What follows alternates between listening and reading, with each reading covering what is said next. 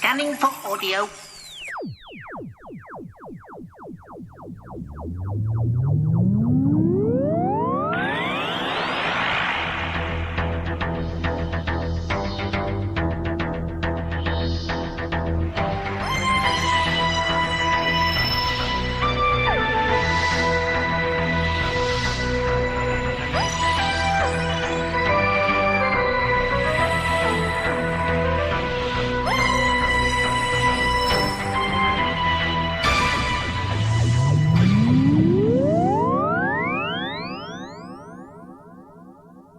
Welcome again to another Tin Dog podcast. I have no idea when this is being uploaded. Doctor Who, The Fourth Doctor Adventures, Series 15, Lethal Progress. It's down as 15B. 15 full seasons of Tom Baker. He's done double the amount of audio than he ever did on TV. Does that make him an audio doctor like all of the others? I think so. You've got 15.3, 15.4 and 15.5 because this is the second series, okay? Second half of Series 15. Can't get over that, man. The Doctor takes the TARDIS into the future where many great scientific leaps are taking place. That's your underlying theme. But every new advance has its risks, and there are some of these risks that are deadlier than others. You've got Green in Pleasant Land, Tim Foley, The Continuum, John Dorney, and the audience, Lizzie Hopley. There are three of the strongest writers Big Finish have got their hands on.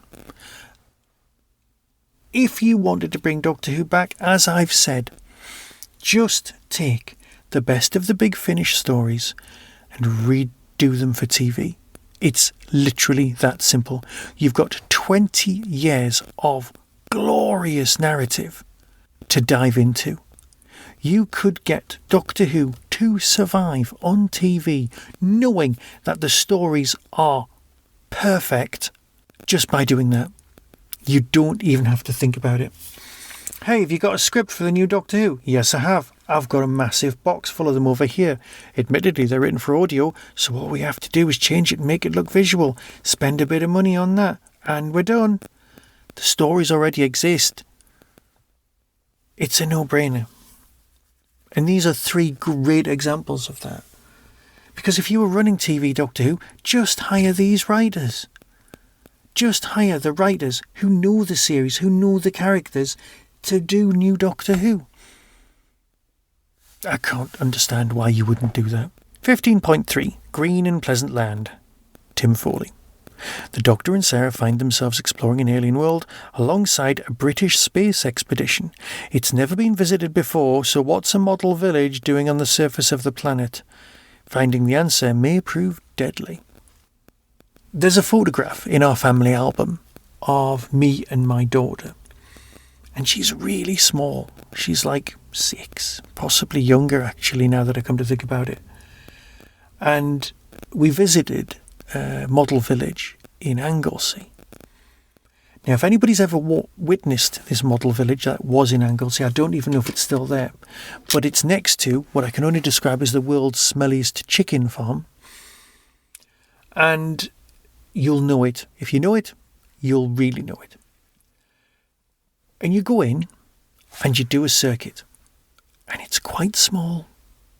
It's genuinely very, very small. It's the sort of thing that when it... Oh, actually, I remember now. It went up for sale. And part of me, a tiny part of me was thinking, I could do that. I could buy it and I could run. Because Anglesey's fairly thin on the ground for tourist attractions. And a model village is a very... I don't know. Do we have them around the world? I know people have Legoland. But do we have model villages anywhere else in the world? Or is it just a British thing?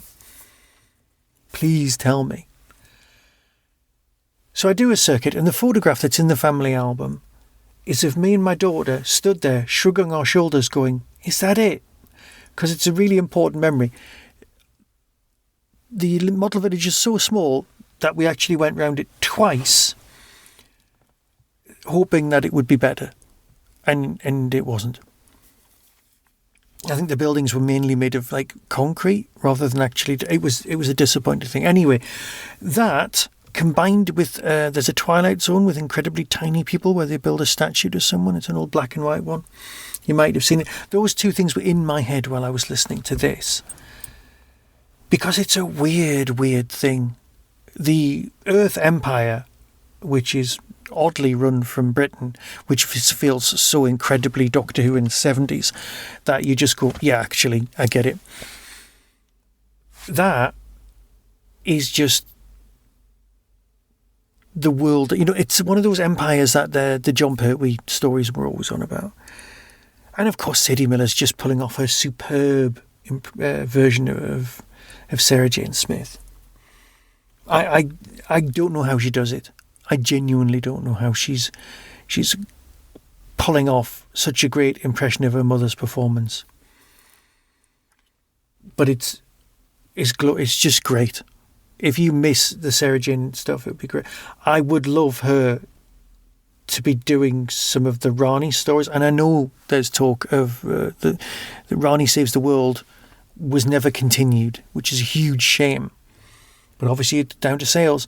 And it would have been lovely to have some sort of time travel story where Sadie would be in an episode, but that would just be me. So you've got them landing on this world of Model Village, Britain, Little Britain. No one at any point in this gets Tom Baker to say the word Little Britain. And God bless you for not falling into that trap, because I would not have been able to resist doing that. From a writer or producer or director point of view, there is absolutely no way on earth that I would have been able to stop myself from getting Tom Baker to at least at one point say the words Little Britain. I'm sorry, I'm just that shallow. So, the tiny people land. No, the tiny people are there. And you know what? The mystery of why or how it's happened in this beautiful two-parter, because let's face it, they're all kind of two-parters. So they're all equivalent to like one disc each. And it's just lovely, man. You can actually see the CSO as they soar into the air in your mind's eye, because like me, I'm pretty sure that you go, oh, I'm imagining this story as it would have appeared on TV, and I'm imagining the not very good effects as it would have been on TV, because that's how my mind works. Maybe as if Doctor Who comes back and they're after the lowest bidders, they could just incorporate CSO and have wobbly outlines again, and do it multicam. Sorry, I'm sounding like the people who present Radio Free Skaro. Should we move on? I don't want to give any more spoilers than that. But the tiny model village people, the Little Britain, the way it's all portrayed is gorgeous. But then you've got the Continuum by John Dorney. The Doctor and Sarah land on a space station, Daedalus, on the day it makes history. The first journey through hyperspace has just been completed. But it hasn't gone as smoothly as posterity suggests. Something terrible is happening, and the clock is ticking down. Okay, now this one feels a lot like one of my least favourite movies of all time. And I'm sorry, John, but it does. And I know it shouldn't, but Event Horizon is something that made me want to leave the cinema. I really genuinely dislike that film, and it's not because it's a horror, but it's because it's a disappointing horror. Now this doesn't fall into the same traps. This is better than Event Horizon, but it does have a lot of very similar themes. The eldritch horrors that exist within Beyond Space and Time are, my bread and butter, and make me very happy. But, well, no, they don't make me happy. They make me have existentialist dread, but they make me happy in that. I am very happy with this story because it's just Event Horizon done well. So the things that exist beyond the hyperspace bridge, that's great. And I know there's a whole thing in another Doctor Who story where the Doctor says that hyperspace doesn't really exist and all that business. But who cares? It's Doctor Who. If one thing doesn't contradict another, it's just not proper Doctor Who. We're fine. Story 3. The audience, Lizzie Hopley. Very different from the other two. A cultural festival should be light relief for the TARDIS crew. But when one of the cast of the play dies, Sarah has to join the troupe. The audience on this world are very demanding because this is the planet. Because on this planet the play is the thing. So when I was putting together my notes to write my Big Finish entry this year, I looked and I listened to some of the earlier releases and some of the making of. Now, here's the thing. One of the things that's in TV or on the news or is in people's consciousness at the minute is AI and what it means to be human and what it means to be a robot. And there's a lot of that in this story. So what you have to do when you're doing a Big Finish entry like that is to avoid what other people are telling stories about. Because let's face it, if you submit an AI-based story, there's going to be at least 50 other people also submitting an AI story because that's in the public consciousness. You want to write something that isn't in the consciousness as much because that's going to be a recurring theme and you're going to be up against those people. Now, that doesn't mean that your AI story won't be ideal, but I needed to write something that would fit with the First Doctor. But here, you have got a lot of robots hanging around with the Fourth Doctor's time, if you think about it. So, narrative stories, you've got your android invasion, you've got your robots of death. So all of those things, what it means to be human, what it means to be a robot, as well as humans being replaced in the arts by machines, which is very of now as a narrative influence, are all explored in this story in the way that only Doctor Who can do. So if you're interested in that aspect of even an approach, it would be worth getting the box set just for that. These are all three very good stories. Tom's great. And whenever I listen to Tom, I always start thinking, right, so how many Tom Baker stories have they recorded? Are they still recording them? And how long will they go on? And will I die before I've heard them all? Because Big Finish is apparently going to exist for another 20 years. Now, I'm thinking they've got Tom Baker's to last for that entire run. Already recorded. And if they're still recording them, I know he's, 300 years old now? But if he still keeps bashing them out, oh my God, we'll have them forever. And I might not live long enough, and that makes me more sad than it should. Right. I'm not dying, by the way. I have had health checks. I'm fine. I'm just saying, barring accidents, it's not Highlander. Did you enjoy For Your Consideration? I hope you did. Right. So we've got those three stories. It's limited to 1,500 discs, which seems to be the norm these days. And I really liked it. It really helped me with the journey from Yorkshire back up to Newcastle to visit my parents. Okay.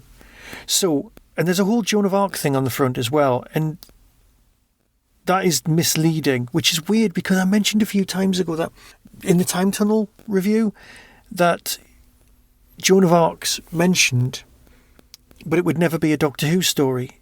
And yet Joan of Arc, the TV show, is mentioned in this story. And I'm pretty sure it was mentioned a few releases ago as well. So it is interesting that Joan of Arc keeps popping up in Doctor Who, but you've never actually experienced that real visit. Right. Here is a really nice box set. And here's the trailer. And decide for yourself. Until next time, be seeing you. Who am I? I'm the Doctor. This is Sarah Jane Smith, and this isn't a cupboard. And we're on our way. Goodbye. From Big Finish Productions, The Fourth Doctor Adventures, Lethal Progress. We can't be on our way. This is a shuttle, isn't it? We're probably miles away from the TARDIS now. Vision of paradise, don't you think, Sarah? We're claiming it for the Empire. Oh, and the locals don't mind? It's uninhabited.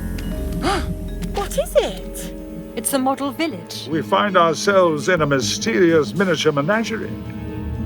Everywhere we go by accident. That's sort of the problem. We're a scientific research station. Why would we have guns? You're pioneers of some sort, aren't you? Congratulations! You're officially humanity's first hypernaut.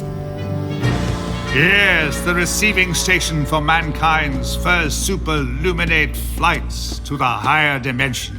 The Continuum exists outside time. I'm sorry. I really am very sorry. It has always lived. It will always live. No! What's happening? That's the power hub. Run! Gakoria. Stable humanoid world. Extraordinary. We have visitors. The Festival of Gakoria. I do love a show, eh, Sarah? Indeed. Our actors are the finest in the sector. Save me. The world of the theatre is immersive, is it not? I always feel like I'm stepping out of a dream. You are a fascinating subject. Oh, let me go! Oh, we are such stuff as dreams are made on. Come to me. Let me show you your future. Now a little life is rounded with a sleep. Is it poetry? It's about death. Big Finish, for the love of stories.